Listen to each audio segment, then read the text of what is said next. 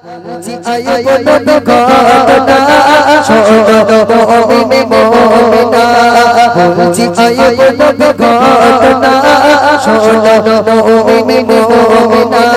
স্বামী স্ত্রীর ভালোবাসা কেমন ছিল দেখো না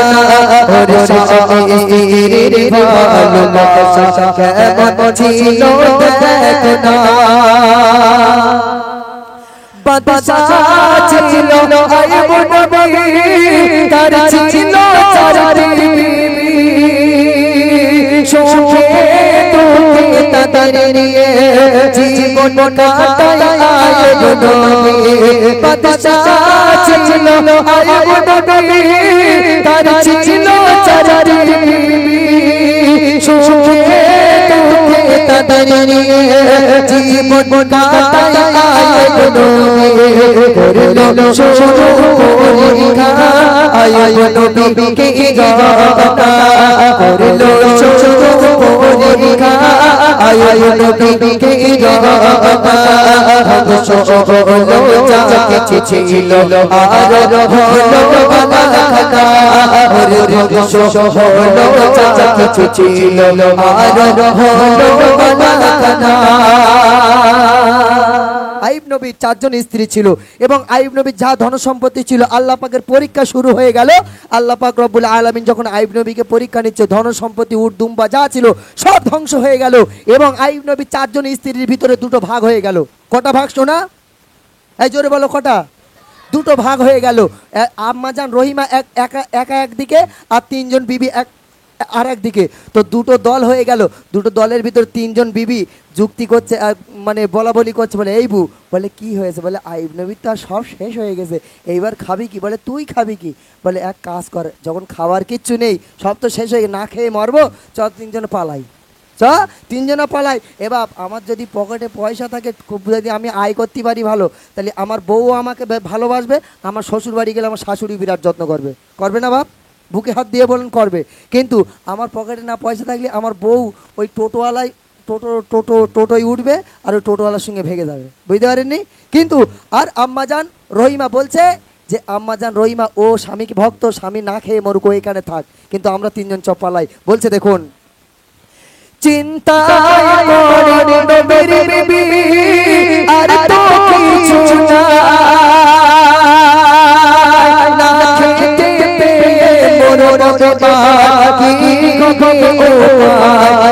চিন্তা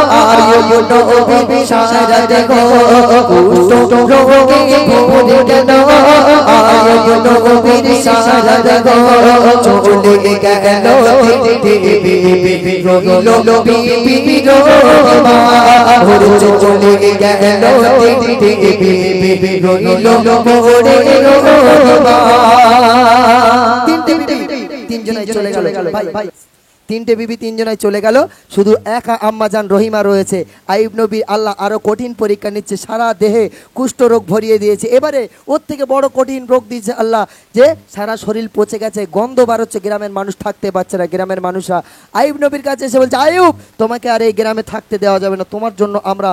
অসুস্থ হয়ে যাব তুমি পালিয়ে যাও গ্রাম থেকে। আইব নবীর স্ত্রী আইব নবীর হাতটা ধরে জঙ্গলের দিকে রওনা দিয়েছে বলে চলো আমরা জঙ্গলের ভিতরে চলে যাব। এ বাবা একটু বুকে হাত দিয়ে বলুন তিনি আমাদের যদি গ্রামবাসীরা তাড়িয়ে দেয় রোগের কারণে আর আমার বউ আমার বলবে যে চলো গ্রাম ছেড়ে আমরা তোমার নিয়ে জঙ্গলে চলে যাই বলবে বাপ? যারা বিয়ে করেছো একটু বলো বলবে ওই দিক ফিরে দাঁড়া বুকে জোড়ালা যেমন চিত হয়ে মর আমি বাপের বাড়ি টান দেখতেছি তুই মরতেছি মর আমারলে মরতেছিস কেন এরকম বলবে না বা? তো এদিকের বউগুলো খুব ভালো স্বামীর পায়ে পায়খানা লেগে থাকলে জিভ দিয়ে পরিষ্কার করে দেয় এরা খুব ভালো। বলছে দেখুন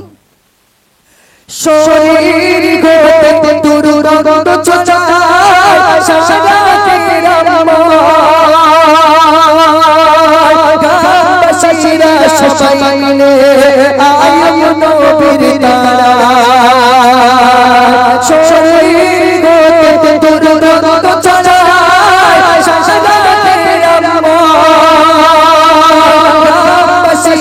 সবাই মিলে আইনবীকে তারা স্বামীকে ছেড়ে বিবির মা কোথাও দিয়ে গেল না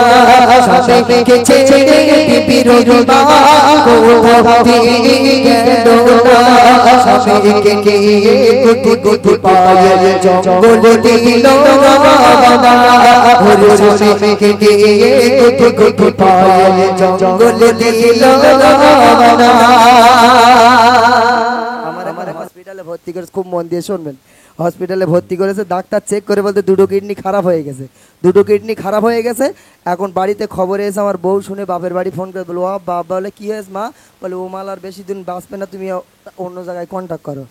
বুঝতে পারিনি কিন্তু আইয়ুব নবীর স্ত্রী আইয়ুব নবীকে নিয়ে জঙ্গলে কেমন সেবা করেছেন তখন আইয়ুব নবীকে আল্লাহ পাক রব্বুল আলামিন জিভে আর ঠোঁটে পোকা দিয়েছে তখন আইয়ুব নবী কি করছে দেখুন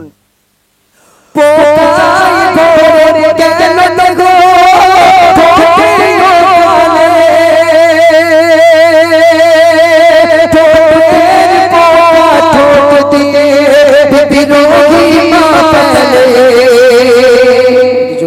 সুবহানাল্লাহ ঠোঁটে আর জিভে যখন আল্লাহ পোকা দিয়েছে ঠোঁটে আর জিভে যখন পোকা দিয়েছে তখন আম্মা জান রহিমা কি করছে ঠোঁটের পোকা ঠোঁট দিয়ে ফেলছে তখন আম্মা জান রহিমা যখন আইয়ুব নবীর ঠোঁটে হাত দিচ্ছে বলে আইয়ুব নবী বলছে আমার ঠোঁটে হাত দিও না কারণ যন্ত্রণা সহ্য করতে পারছি না তখন আম্মা জান রহিমা ঠোঁটের পোকা ঠোঁট দিয়ে তুলে তুলে ফেলছে আর আমাদের ঠোঁটে যদি পোকা হয়ে যায় ক্যান্সার হয়ে যায় যদি একটা গ্লাসে মুখ দিয়ে পানি খাই আর বলি যদি আমার বিবিকে বলি তুমি তো আমার ভালোবাসার বউ আমি যে জায়গায় মুখ লাগিয়ে পানি খেয়েছি ওই জায়গায় একটু মুখ লাগিয়ে পানি খাও দিই খাবে বা না ওই গ্লাস তুলে থমনায় ঝাড়বে হ্যাঁ জীবনে তো খাবে না উল্টে ওই গ্লাস তুলে থমনায় ঝাড়বে বলছে দেখুন কত সুন্দর ভাষায়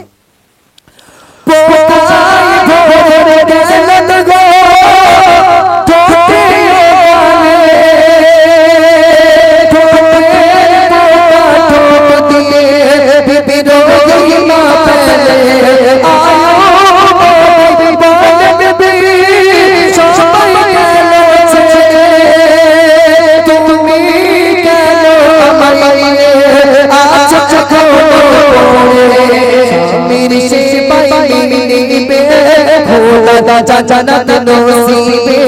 শামের শেষ পাইবে খোলা জান্নাত নসিবে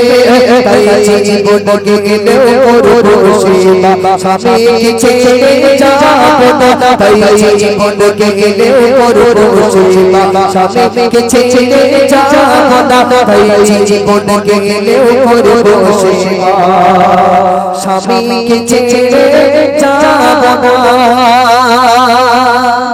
আইয়ুব নবী বলছে সব বিবিরা তো চলে গেল রহিমা তুমি কেন আমার নিয়ে জঙ্গলের ভিতরে পড়ে আছো তুমিও চলে যাও তখন আম্মাজান রহিমা বলছে আমার তো তোমার স্বামীর দরকার নেই আমার দরকার আল্লাহর জান্নাত তাই তোমাকে সেবা করতে পারলে তোমার কদম তলে আমার আল্লাহ আমার জান্নাত গোপন করে রেখেছে তাই তোমার সেবা করলে আল্লাহর জান্নাত পাবো তাই আমার আল্লাহর জান্নাতের দরকার তোমার সেবা করে আমি আল্লাহর জান্নাত নেব এ বাপ আর আমাদের ঘরের ভাবিরা সেবা করে বাপ 3 টাইম মাথা চিবিয়ে খায় না বাপ সেবা করা তো দূরের কথা এখন যাই হোক